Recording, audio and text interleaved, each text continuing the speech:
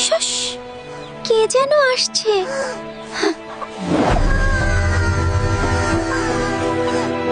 আমাকে আর একটু মায়ের কাছে থাকতে দাও।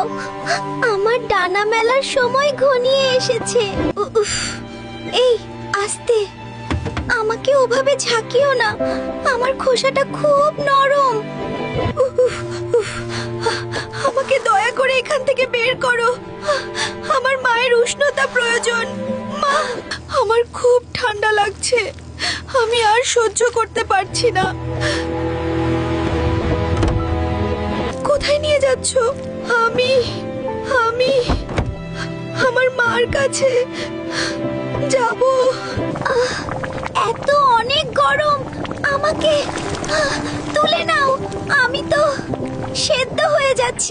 আমি তো ডানা মেলতে চেয়েছিলাম, কিন্তু তোমরা আমাকে পাথরের মতো শক্ত করে দিলে।